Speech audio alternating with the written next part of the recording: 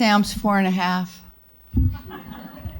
Yeah, 4.5. Today was his half birthday, actually. If it was really February 29th, he was 4.5. Although he has his best friend is named Jack. I call him his fiance because they're inseparable. And am I supposed to not swear since I'm being filmed?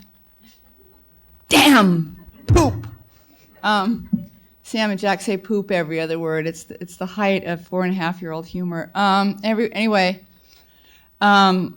Jack is about 5 months older, and he just lords it over Sam. You know, Sam doesn't get to forget for 20 minutes that he's younger, and he's also thinner because he's thinner than everybody. He's just kind of this lean, photosynthesizing machine. He doesn't really eat a lot, and so Jack started telling him a few months ago that Jack was 4.5, and so really early I let Sam be 4.5. I let him be 4.5 really when he was about 4.25 because I couldn't stand for Jack to torture him and mess with his head any longer. So, but Sam is actually today 4.5. He was born on August 29th, 1989.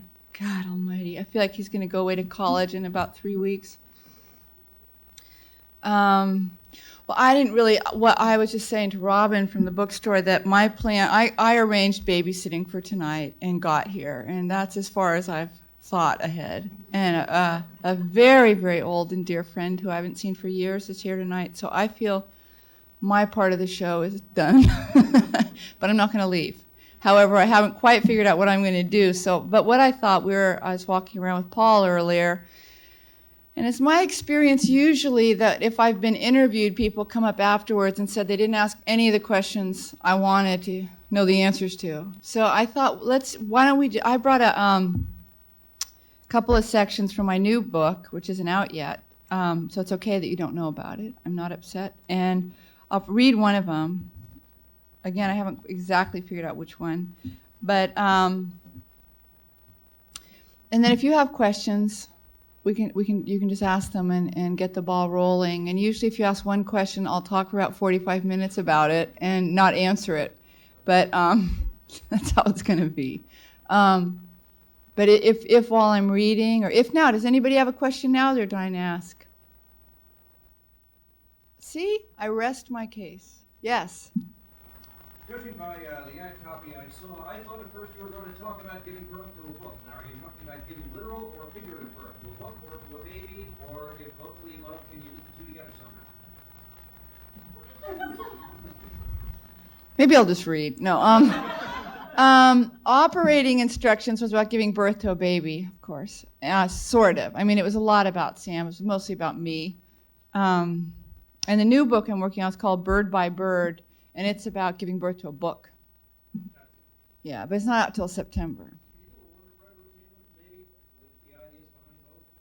Bird by Bird. Well, I'll tell you about the title to begin with. It's actually from there's a passage in operating instructions it's based on about how when my grandparents bought this cabin in Bolinas before I was born actually, for $2,000. So we always had this cabin to go to, this one-room cabin on the mesa. And when I was 7 or 8 and my older brother was 9 or 10, he had this report due on birds for his 4th grade class. And it was due on the following Monday, and he hadn't started it, which is pretty classic Lamott behavior. And so on that Sunday, he had sharpened pencils, and he had paper, and he had all these books on birds, but he couldn't get his project started. And he was just in despair. And my father sat down with him and put his arm around him and said, "Bird by bird. Just take it bird by bird." And he got the report done, and every single thing I've ever gotten written, I've gotten written bird by bird. So I teach these classes at Book Passage in Corte Madera, and that's mostly what I have to teach. But you can't make a book out of that, so I did 250 pages kind of embellishing on the concept of taking really small assignments and just doing little tiny bits of the whole, and not trying to face the big project all at once, because then it overwhelms you, and it's like trying to climb a glacier, and it completely defeats you. And that might be the point, because you might not really want to do it, or it might be that you're looking for a way out of not having to do it, and the way to do that is to just take too big of a piece of it. So most of what I learned about raising children, I learned by being a writer. I learned, which is to say, I don't know anything about raising children. Believe me. I wish Exhibit A were here tonight, but he's with my brother Steve. But I know a lot about. I know that I never sit down feeling like $1 million. As a writer, I never sit down and think, God, I feel good today about my talent and my story and who I am in the world. And I think I'll just get to. I've never once in something like 18 years of doing this every day. I've never once had that experience of thinking, God, I just can't wait to get started. And every day it's just a lot of it's pulling teeth. But I know that if I sit there long enough, something's going to happen. And that's pretty much my experience with raising Sam. I never quite know what I'm doing. I make mistakes just up one side and down the other. And last night, he set a trap for me. It was like a tiger trap. And I fell right in it. And it was about 10:30 at night. And I ended up throwing my shoe at the wall of my bedroom while he sat there just like George Bush would do or something, just smirking at me because he'd made me lose my temper. And I had to leave the room and go into the living room and lie down on the couch and just try to do my Lamaze breathing and try to pull myself together again before I could even face him and tried to figure out what to do. And that's really what it's like when I sit down every day. Although I don't lose my temper, I just mostly go into extreme despair and low self-esteem. So anyway, let me read this one section on jealousy and see if it triggers any questions.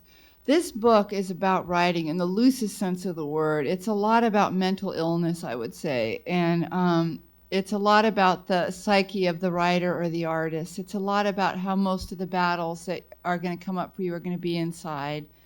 And my approach to writing with these students I have at Book Passage, and I've taught all over the place, but I have this one ongoing gig. I mean, it's just a free-for-all. It's a debacle of a workshop. But anyway, what I mostly feel is that of these 30 students every session, mostly they're not going to get published. And a lot of them want to get published, and it's what keeps them going. It's the carrot that keeps them going. And they look at me and they think that because I've had all these books published that it's like the world has validated my parking ticket and I must feel differently about myself and that I've arrived, And I say I never feel that. The people I'm close to who are writers don't feel that. No one feels that. That's a fantasy. It's like the fantasy that as soon as you find a partner, all of the problems you have in life are going to resolve themselves and you're not going to be lonely and f***ed up anymore, But it's a fantasy that gets people to get some work done. So I tell them, I don't think most of you are going to get published. I don't think hardly anybody's here is going to make a living at it. I think a few of you are. I think a couple of you might, if you stick with it. But I think all of you should write for the rest of your lives, and here is why. Although I'm not going to say here's why now, but mostly has to do with it. Discipline and devotion and commitment are wonderful things, and that the writer's life is a wonderful life, and writing and corresponding and reading, to me, are like spiritually invigorating, as much so as being a monk or a nun or something would be, and that they're calming, and that completely changes your life as a reader, and it can turn people on to reading in a whole different way when they're trying to do it themselves. It's like learning an instrument and going to the symphony, and feeling kind of humbled and into it all at the same time, because you want to do that. You want to make music, you want to create. You've got this stuff inside, you've got this creative stuff inside of you, but at the same time, maybe you're not ever going to be in the symphony. But also I find that a lot of my students were told at a very early age that what they thought was not that interesting, and that what the adults thought, and especially what the adult males, I mean, no offense to the men here, but mostly that what the adult males thought was much more interesting than what the kids thought or what the girls thought or what the women thought. I was raised by a writer, and I was consciously raised to think that men were more important than women, and men on the East Coast were more important than men on the West Coast. So if you were a woman or a girl on the West Coast, you're about 15th on the list of whose opinion mattered, So I say to my student, your opinion matters, and what you see matters, and your sense of things matters. And there's a wonderful book by Brenda Ullin called If You Want to Write, and she talks about this a lot, and about how Van Gogh loved people and he loved the night sky, and even though he was crazy, he wanted to give people what he saw. He wanted to give them the night sky. He wanted to give them his visions and his versions of things. And that seems to be a natural inclination in all of us, but a lot of us were told it just wasn't that interesting what we thought about the night sky. So I say to my students, what you thought about the night sky is really interesting to me. I don't necessarily want you to mail something to my house that's about what you thought about the night sky, but I want to encourage you to get it down on paper. So anyway, this is a section sort of midway through the book on jealousy. I know we're on TV. It's a cable station, so I'm hoping it's okay to say the F word. Well, I won't say the F word out loud. But I talk a lot in the book about a radio station called KFKD, which is actually, I'll have to say, it's called K-Fucked. And it's the radio station that a lot of people have heard in their heads since they were probably about 4, maybe a little bit older. And it plays in stereo. And if you're not careful, it plays 24 hours a day. KFKD, we call it. And out of the right speaker comes this endless self-aggrandizement that one is more special than anyone else, that one is funnier, more gifted, more tragic, more victimized, more noble, more all the good things.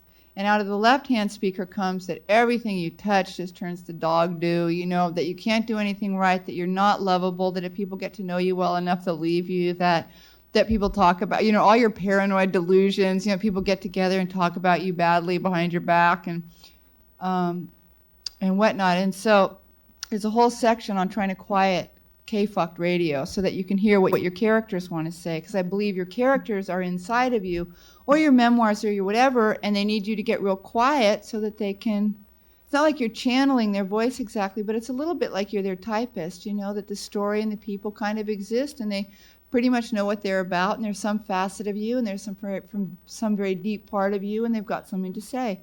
But if you're listening to how special and awful you are endlessly, it's very hard to hear what your characters and your image, it's hard to follow the images that might come up, so this is in the first sentence.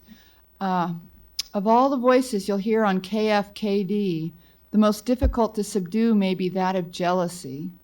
Jealousy is such a direct attack on whatever measure of confidence you've been able to muster. But if you continue to write, you are probably going to have to deal with it, because some wonderful, dazzling successes are going to happen for some of the most awful, angry, undeserving writers you know. People who are, in other words, not you.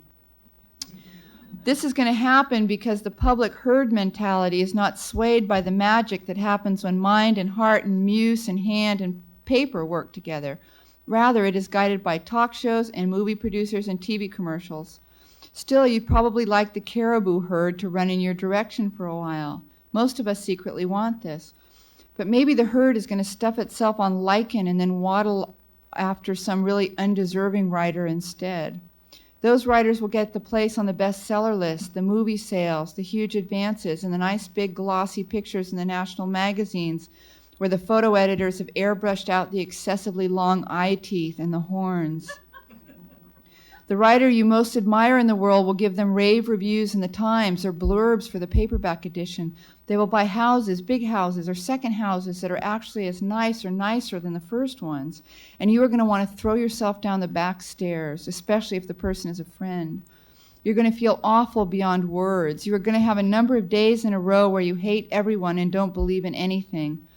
If you do know the author whose turn it is, he or she will inevitably say that it will be your turn next, which is what the bride always says to you at each successive wedding while you grow older and more decayed.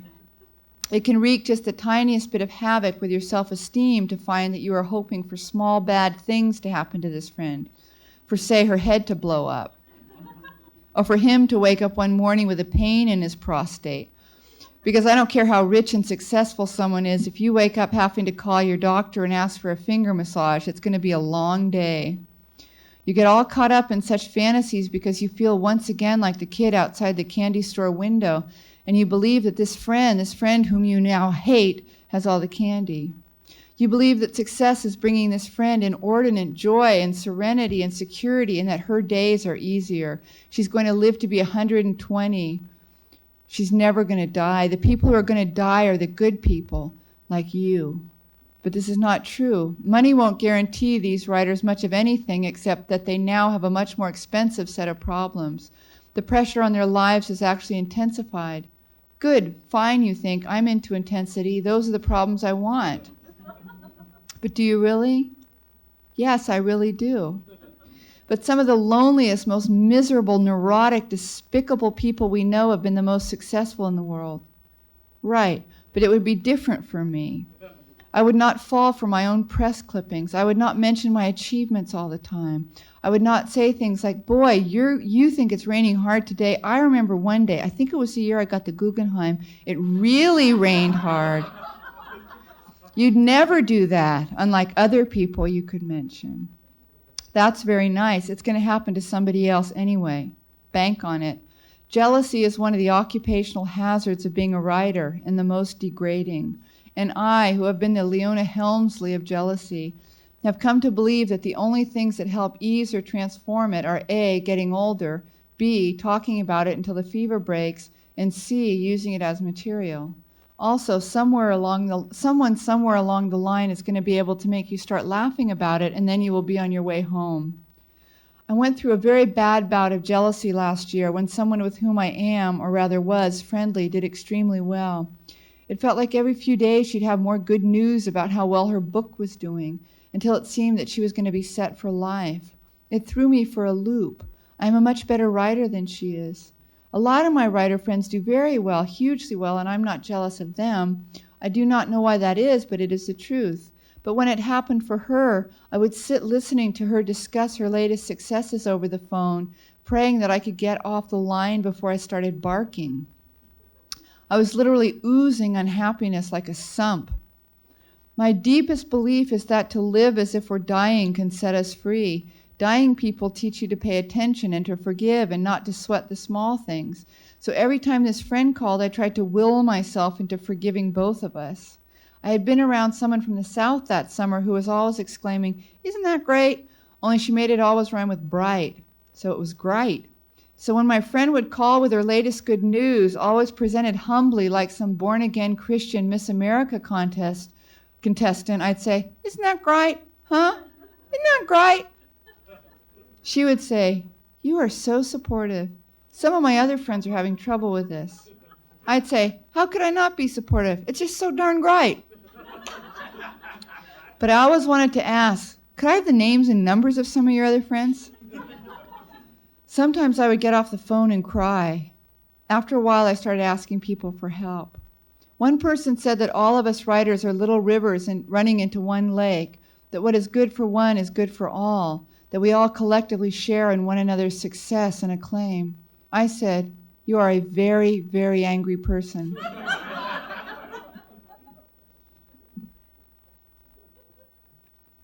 My therapist said that jealousy is a secondary emotion, that it is born out of feeling excluded and deprived, and that if I worked on those age-old feelings, I would probably break through the jealousy. I tried to get her to give me a prescription for Prozac. But she said that this other writer was in my life to help me heal my past. She said this writer had helped bring up a lifetime's worth of feeling that other families were happier than ours, that our other families had some owner's manual to go by. She said it was once again that business of comparing my insides to other people's outsides. She said to go ahead and feel the feelings. I did. They felt like... I tried to get her to give me a prescription for Dilaudid. My friend, the writer I was so jealous of, would call and say like some Southern belle, "I just don't know why God is giving me so much money this year." And I would do Lamaze for a while and say, "Isn't that great?" And I have never felt like such a loser in my life. I called a very wise writer I know who's been in Alcoholics Anonymous for years, who spends half his time helping other people get sober. I asked him what he would tell a newcomer who was in the throes of insanity or, say, hypothetically, jealousy. "I just listen," he said. "They all tell me these incredibly long, self-important, convoluted stories. And then I say one of three things. I say, uh-huh. I say, I say, too bad." I laughed. Then I started telling him about this awful friend I had who was doing so well. "Uh-huh," he said. Next, I talked to my slightly overweight, alcoholic, gay Catholic priest friend. I said, "Do you get jealous?" He said, "When I see a man my own age in great shape and I feel all conflicted, wishing I were that thin and yet at the same time wanting to lick him, is that jealousy or is that appreciation?" It was hard to get anyone to say anything that would make the jealousy go away or change it into something else. I felt like the wicked stepsister in a fairy tale. I told another friend, and she read me some lines by a Lakota Sioux. Quote, "Sometimes I go about pitying myself, and all the while I am being carried on great winds across the sky." "That is so beautiful," I said, "and I am so mentally ill." Those lines, however, offered the beginning of a solution. They made the first tiny crack in my prison wall. I was waiting for the kind of solution where God reaches down and touches you with his magic wand, and all of a sudden I would be fixed like a broken toaster oven. But this was not the way it happened. Instead, I got an angstrom unit better day by day. Another piece of the solution came when a poem by Clive James called "The Book of My Enemy Has Been Remaindered" appeared one Sunday in the New York Times Book Review. It helped more than words can say. Oh, what blessed relief for someone to be as jealous and spiteful as me and to make those feelings funny. I called everyone whose advice I had sought and read it. The first stanza read, "The book of my enemy has been remaindered, and I am pleased. In vast quantities it has been remaindered." Like a van load of counterfeit that has been seized and sits in piles in a police warehouse, my enemy's much praised effort sits in piles in the kind of bookshops where remaindering occurs. Great square stacks of rejected books, and between them aisles one passes down reflecting on life's vanities, pausing to remember all those thoughtful reviews lavished to no avail upon one's enemy's book. For behold, here is that book among those ranks and banks of duds, these ponderous and seemingly irreducible cairns of complete stiffs. Yet another piece of the solution dropped into place when my friend Judy said that the problem was trying to stop the jealousy and competitiveness, and that the main thing was not to let it fuel my self-loathing. She said it was nuts for me to try to be happy for this other writer. I cannot tell you how much this helped. I was raised in a culture that promotes this competitiveness, this insatiability, this fantasy of needing hundreds of thousands of dollars a year, and then in the next breath shames you for any feelings of longing or envy or fear that it will always be someone else's turn. I was only doing, it turned out, what I had been groomed to do. So I started getting back my sense of humor. I started telling myself that if you want to know how God feels about money, look at whom she gives it to. This cheered me up no end, even though my closest friends have lots of money. I told myself that historically, when people do too well too quickly, they are a Greek tragedy waiting to happen. I, who did not do too well too quickly, and who was, in fact, not doing too well over time, was actually in the catbird seat. I was not going to end up the cocky heroine in an ugly hubris drama. This is not to be underestimated. My nerves are shot as it is. The last thing I need would be an onslaught of thunder and silent screams with cymbals, blood, fangs, and winds pushing forest fires across the land. Then I started to write about my envy. I got to look in some cold, dark corners, see what was there, shine a little light on what we all have in common. Sometimes this human stuff is slimy and pathetic. Jealousy especially so, but better to feel it and talk about it and walk through it than to spend a lifetime being silently poisoned. Now I felt like I was getting somewhere after all those weeks of emotionally swimming the English Channel, cold and afraid. Then I saw a documentary on TV about a couple with AIDS, and all the pieces of the solution finally came together. There was a lot of footage in that movie of ravaged bodies, the sorts of bodies we usually recoil from. One of the men in the couple had an emaciated back entirely purple with kaposi's. But once you, the viewer, got to know the spirit inside, you could see the beauty of that sick person lying under the mounds of quilts that friends had made. You could see the amazing fortitude of people going through horror with grace, looking right into the pit and seeing that this is what you've got, this disease, or maybe, in my case, this jealousy. You do as well as you can with it. And this ravaged body or wounded psyche can and should still be cared for as softly and tenderly as possible. The more I wrote about it and the more I thought of the movie, the angrier I got at how often this writer friend mentioned her money to me, because that summer Sam and I had almost none, and she knew this. I kept writing about my childhood, about how often I longed for what other girls had and for what other families seemed to be about. I taped Hillel's line to the wall by my desk. I get up, I walk, I fall down. Meanwhile, I keep dancing.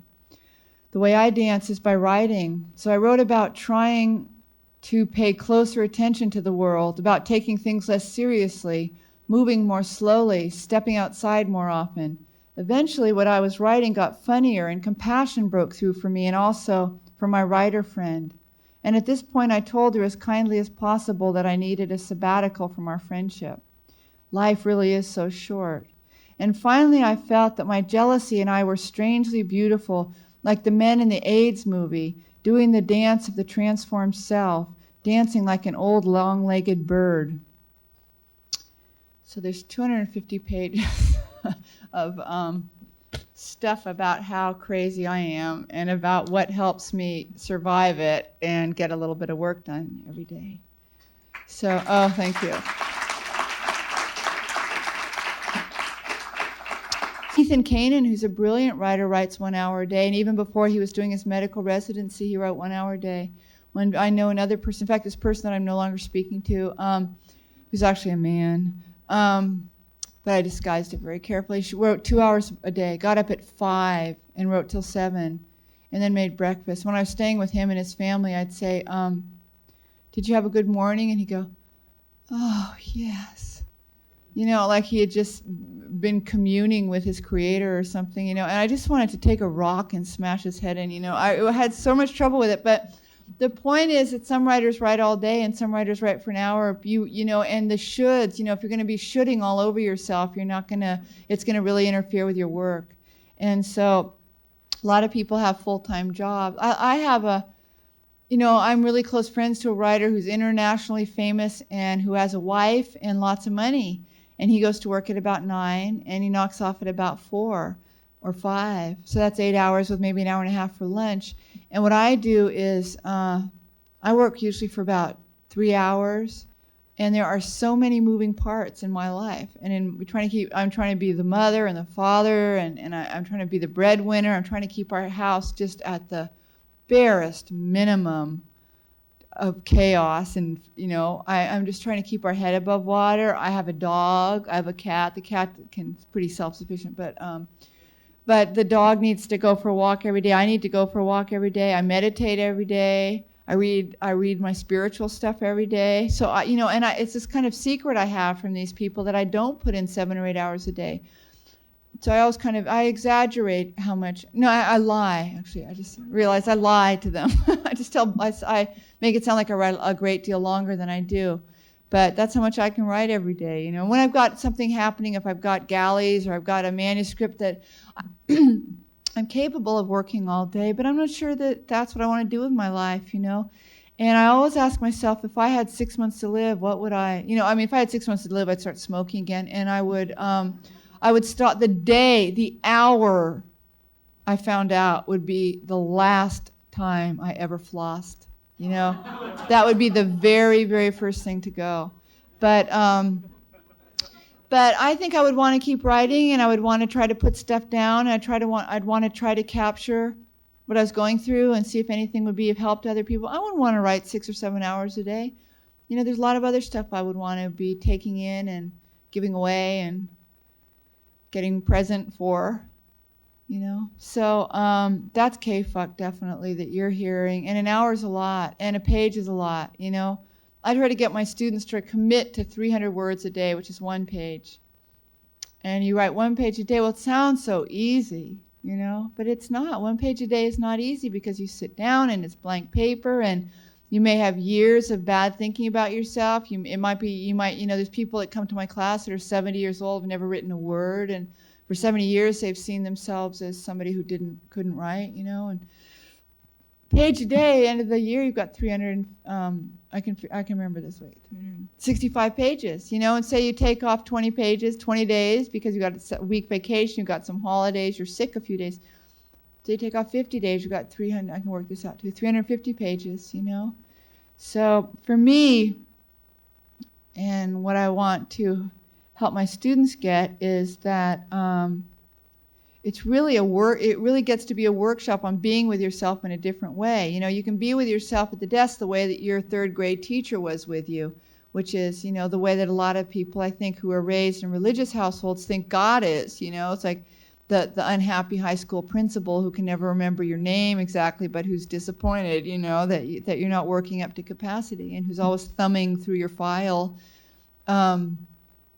And A, I don't think God is that way. And B, I had a lot of teachers like that, and none of them ever did me any good. I'm just getting over them. You know, I'll be 40 next month, and I do all sorts of kind of inside showers that involve prayer and meditation and recovery and walks and a million phone calls, and I'm getting them out of my system. So it's really the opportunity to be with yourself in a different way, the way that you would be with your kid, you know? Like I put an easel up, this big easel that somebody gave us in the living room, in the kitchen.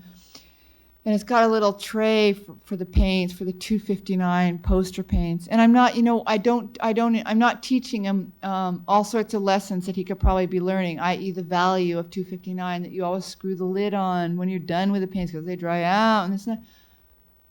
I'm just teaching him that if he wants to play with the paper and the paint, it's in the kitchen. And half the time I forget to put the lids on it, you know, and he makes big messes. And I don't sit there and go, God, you were just painting with a lot of green yesterday. You know, are you going to branch out, Sam? You know, you're like 4.5 now, you know? And I mean, and I don't, when he makes messes, I'm glad. And I tell my students, use lots of pages, you know, make lots of messes and use lots of pages.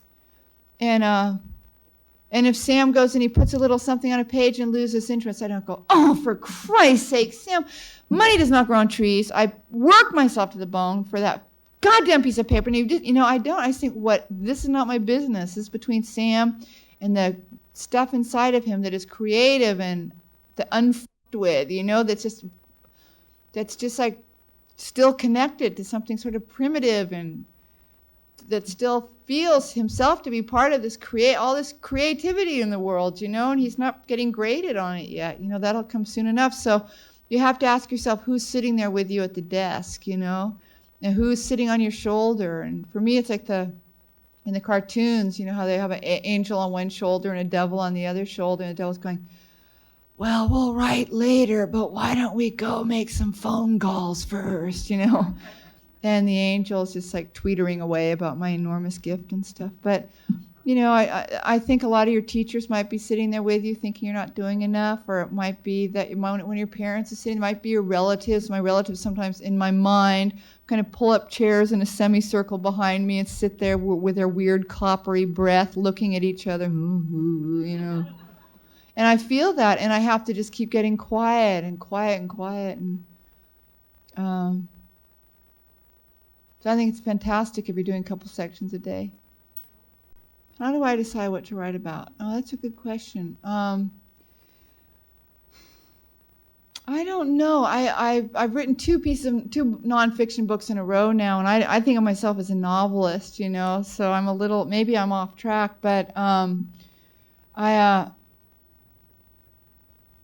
the last novel, I can't really talk about the early novels. When I started writing, I just always written a lot, you know, like an hour a day. I wrote a lot of vignettes and stuff out in Bolinas where I was living, and then my father got sick with brain cancer, and he said, I'm going to tell my version of things. Why don't you tell your version of things? So that was how I fell into Hard Laughter, and I wrote that as kind of a love letter to my father and brothers who are going through this really painful thing. And I really always encourage my students to write as presence, you know, and to stop thinking about publication so much, but just to be, I don't think it's cosmically important what they were. I think learning to be a giver is cosmically important. I think it could actually affect, this is going to sound so overwrought, but it could affect the survival of the planet, that people change their consciousness and become givers. So I really believe in writing as a gift, you know, that it's, you know, it's Toni Morrison again saying, that the purpose of freedom is to free somebody else, you know, and if you can write about stuff that a lot of people have written about incest in the last few years, and when I wrote Hard Laughter, no one wrote about death, you know, it just wasn't done, that it hadn't come out of the closet yet, and it really came out of the closet on the tails of the women's movement, where people were willing to start talking about real things in public.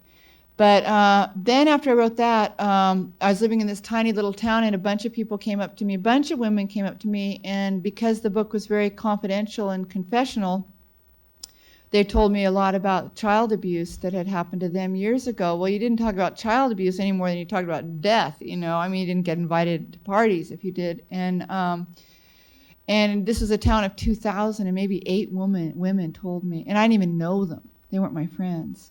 And I started to, this was like 1979, 1980, I started to look around, talk about it, start to call government agencies, start to read, and I found out there was this tremendous incidence of child molestation.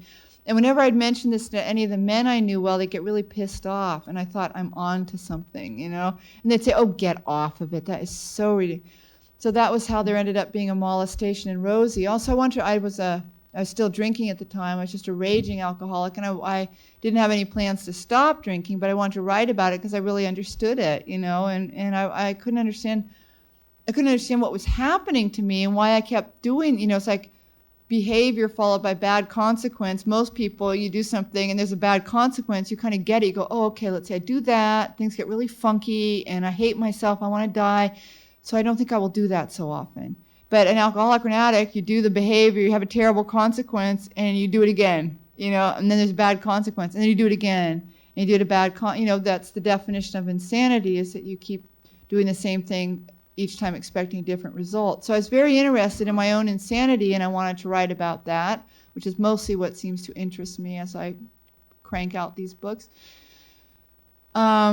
The next book, I was really at the end of the rope alcoholically and in terms of drug addiction and stuff, and I just had really found these characters inside of me. I guess that's part of the answer, is that I've always felt these characters were sort of there inside of me, and I would start paying attention to them, hearing what they had to say, and little by little I get to know them. They're all a facet of me, you know, like the facet of a jewel. They're a side of me, like Willie, who's the young gay man, and Joe Jones. I just knew him. It was just like I knew Rosie one day. It's like Rosie came, it was like tugged on my shoulder. And I went, oh, okay. You know, and all these people, the old women in Joe Jones, the old woman who only sits at the table and goes all day, you know. I don't know where that came from. I don't feel like I made it up, but I felt like I was the typist for her, you know, and I came to fall in love with her and with all of them. But my life was really caving in on me at that point. I had every major disorder known to girl, and I was trying to get my work done every day, you know, and the book is a very disordered book. It remains my favorite book, although people will come up to me and say, I heard you say in an interview that it's your best book. I said, I never said it was my best book. I said, it's my favorite book. Then I got sober in 86. And I didn't write for 6 months. I shook and cried and was angry and full of blame. And I was just getting my health back and my soul back. You know, I had a lot of healing to do.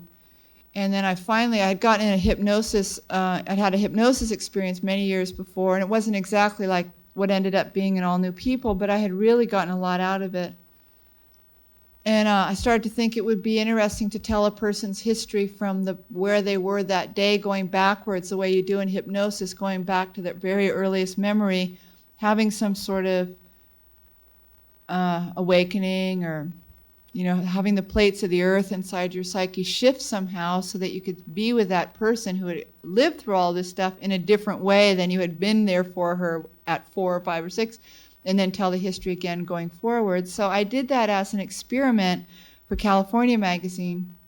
I wrote it as fiction, and they ran it as nonfiction, which was a huge, extremely upsetting and embarrassing experience, which I won't even go into now. But it ended up being the prologue to All New People. And I grew up in Tiburon when it was still a railroad town, and I just wanted to capture it. You know, I just thought, and what I say to a lot of my students is the stuff that you have seen and known uniquely, the towns where you lived and the people that, you know, when we were children and we knew everyone in town, and the people we passed knew the names of our animals, you know, and when the water was still clear, and when certain things were this way instead of that stuff's all going to be gone when we die, unless we bother to put it down on paper. And so I just started trying to capture that. The stuff in All New People none of it really happened. I mean, emotionally, it all happened. Emotionally, that girl is me, but I don't have religious parents. I'm the only religious person in the family and am the object of ridicule and derision on a nearly daily basis. But there were none of those relatives existed. There's no Aunt Peg, there's no Uncle Ed, I had a younger brother who I was always closest to. There was no Natalie, there was no pregnancy, there was no accident.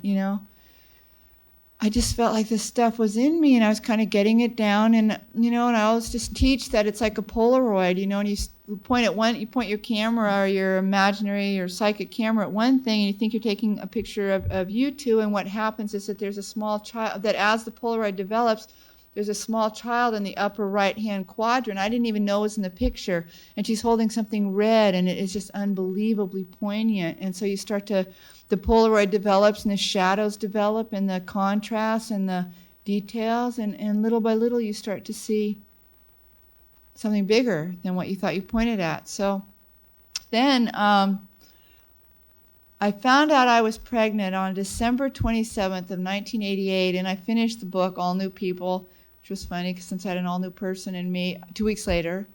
And then I spent the next year, because I was going to be a single mother, I spent the next 9 months writing nonfiction because I could make more money at it, and just squirreling everything away. And in terms of how I figured out what I wanted to write, sometimes people would ask me to do something, and I get it. Oh, and there was this miracle Mademoiselle called. I mean, I think it's just hilarious that I had an editor who used to say, "Boy, maybe you're not such a madam, but what a oiselle," So I always thought of myself as a oiselle. But I am just about the worst, least attentive dresser I know, and I just could care less, and I don't have a lot of the girlish skills and all this, and I got this huge gig at Mademoiselle for 2 years that really paid the rent and most of our bills for a long time. But I was keeping a journal all along, because somebody had given me a notebook, a beautiful notebook, and then somebody else had said, write down one sentence a day about Sam, no matter what happens. And I did, and sometimes I wrote quite a lot more, and sometimes I just wrote down enough so that I could remind myself of what had happened. So the journal, operating instructions, is not verbatim. A lot of it's reconstructed. I'd call Sam or Pammy and say, this is what I remember. What do you remember? And they'd say, oh, don't you remember that? I go, oh, yeah, now I do. We'd put it together. So then 6 months into that, Pammy got sick, and I knew that she was going to die because she had a really crummy kind of breast cancer. And so I started to think again. It was like with my father with hard laughter. I thought, I want to write a love letter. I want her to know that when she's dead, there's going to be this thing that's about her, and it's going to exist, and maybe it's going to be helping single mothers. Maybe it's going to be helping people who are going to lose somebody to breast cancer or AIDS or some other kind of cancer or a terminal illness. So, and then this writing book, I've just taught so much and talked so much about writing, and I was trying to convince my editor, Jack Shoemaker-Ballantyne, that there'd be a terrific book in it. There's lots of writing students, and it was going to be a different kind of, real spiritual, black-humored writing book. He said, well, we're going to do the Rosie book next, because I have another Rosie novel I've started writing. And I said, but in the pressure cooker is the writing book. The steam in the pressure cooker is the writing book. And he'd say, well, I know, but let's just think about the Rosie book. So, then Operating Instructions became a big bestseller, and I had a little bit more clout at Pantheon. But it was still, by that point then, it was, we want the writing book, but we want the Rosie book first. Now, in terms of your career, it would make a lot more sense that we do Rosie. We follow the bestseller with, so I still didn't make a decision. Then I was teaching at Squaw Valley Writing Conference this year, and there's this agent from a big publishing house back east named Michael Peach, and I did this lecture called Every Single Thing I Know About Writing, which takes about an hour. If they only give me half an hour, it's called Almost Every Single Thing I Know About Writing. If they give me an hour, it's called Every Single Thing. So I did that, and he was at Little Brown, and he said, we'll give you a contract for that book if you want to do it in book form.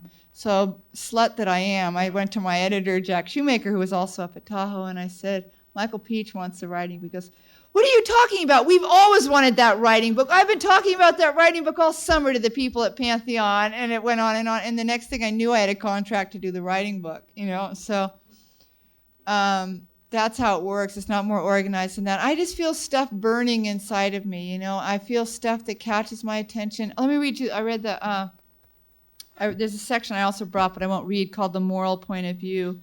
If you find that you start a number of stories or pieces that you don't ever bother finishing, that you lose interest or faith in along the way, it may be that there is nothing at their center about which you care passionately. You need to put yourself at their center, you and what you believe to be true or right.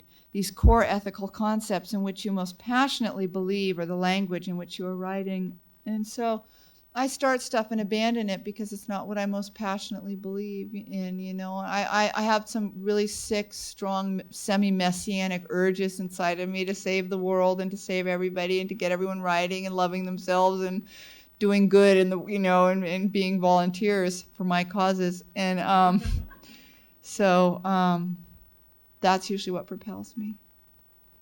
Yeah. Who are my favorite authors? This is my least favorite question because I can never think of any book I've ever actually finished when I'm asked who my favorite writers are. I can tell you some books I've liked recently. I loved A Home at the End of the World by Michael Cunningham. There's two books by people named Cunningham I love. One is A Home at the End of the World, which is very sad and very beautiful and bright and funny and painful, and that everyone should read. And there's a book by Laura Cunningham, who's no relation, called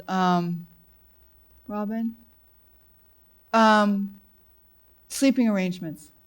It's called Sleeping Arrangements. And I could never tell if it was a novel or a novelization, but it's my very favorite theme about trying to put together a family out of what's around you, because some of our original families didn't pan out as one might have hoped.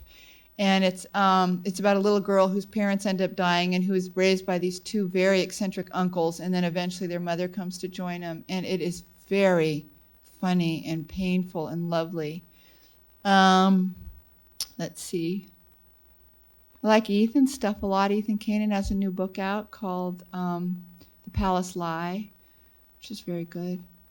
I loved Updike when I was young. You know, when I was in my 20s, I really loved Updike, and he made a big impression on me. Publishers Weekly came to do an interview with me last summer, right before my book came out. And, of course, that was one of their questions. Who have been your major influences? And, of course, my mind was blank, because I always think of those old Etch-a-Sketch machines, you know, that you write on and you shake them and they go gray. And I said, well, J.D. Salinger meant a great deal to me, too. And when I was young, and I loved Kurt Vonnegut when I was young, and I loved Ann Beattie when I was, and then I realized it was just like Drew Barrymore's list, too, you know. And I started trying to think of more illustrious writers, and of course I couldn't really, but, oh, God. It's just awful. They're just terrible stories. He's got two best friends, his fiancée, Jack, and a friend named Ella, who lives down the street, who he's been together with for a couple of years. All stories, they must have the exact same components. They have Jack and Ella. Once upon a time, there was a very brave little boy named Sam Lamott, and he had two best friends named Jack and Ella. And Sam has a dog named Sadie, who he loves more than life itself. Sadie's always in the stories. And there's always this huge monster who says, hey, you little pipsqueaks, keep it down. Stuff like that, and they always go for walks in the scary woods, right? It's like Ingmar Bergman, and they go for walks, and bad things happen, and they are transformed by them, and they are found to be brave and spiritual little beings, but they always are armed with truth. No, they're armed with weapons and banana peels.